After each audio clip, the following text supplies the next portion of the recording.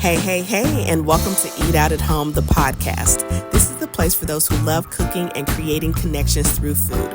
I'm your host, Chef Evelyn, and on this podcast, I share with you my favorite tips and tricks for enjoying life one bite at a time. If you're ready for today's episode, sit back, relax, grab a snack, and let's dive in.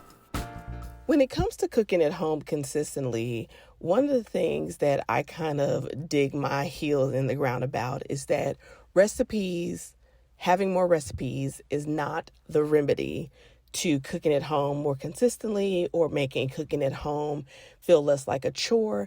Because if that was the case, then it would have been solved by now. Because right now, in the world, online, at your local bookstore, even at your local library, there are more cooking resources and recipes than ever before. There are so many social media accounts. There are so many YouTube channels. There are so many food bloggers. There was a time when food blogging wasn't even a word. There are so many more cookbooks, cooking channels, 30-second reels with recipes, cooking apps. There's all these things. And I think they're all trying to solve the same problem, which is that one of the biggest frustrations when it comes to cooking at home consistently is decision fatigue.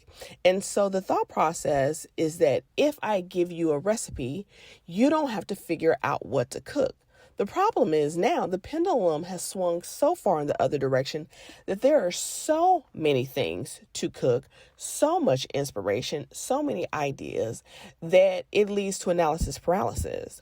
What continent am I eating from tonight? What country am I going to flavor this chicken? What regional cuisine do I have a craving for?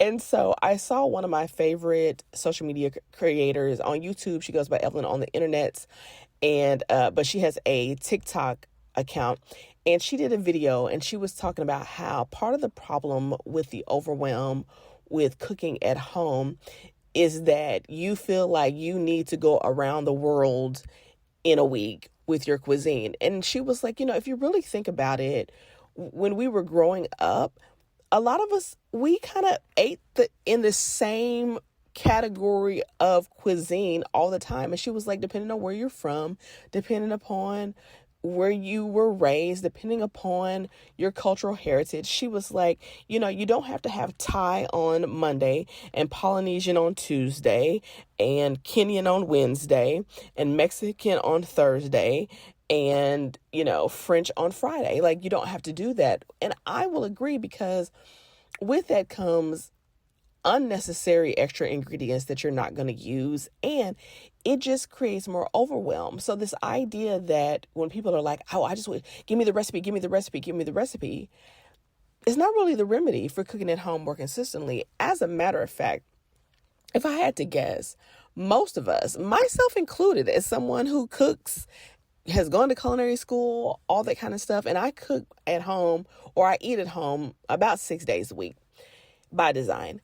And I have hundreds, if not thousands, of recipes saved, whether between a ghost town of a Pinterest board before it was taken over by AI, or between my Instagram account and my TikTok account and my YouTube channel, of just recipes where I'm like, oh, that looks good. Oh, I want to try that. I love cookbooks. I had to pause on buying cookbooks because I was like, you actually don't even cook out of these cookbooks. And I'm with the book girlies on this. Buying books and reading books are two different hobbies. And I feel like the same way with cookbooks. Collecting cookbooks and cooking from cookbooks are two different hobbies. But I digress, because that is a conversation for another day. This is really about, I really just want you to consider the fact that if you're trying to cook at home more consistently, or if you're trying to make cooking at home feel less like a chore, the solution you're looking for is not more recipes. The solution you're looking for is a system. How can I reduce the decision fatigue? How can I make this easier? How can I make this more automatic?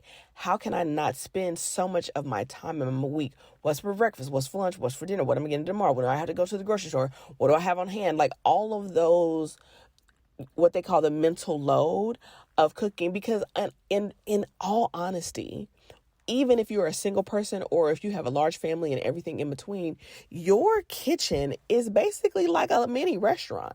And if you're trying to wing it, like, you're going to be exhausted. And if you think you need as many recipes as the Cheesecake Factory has menu items, right, you're going to be equally as overwhelmed. Okay, so,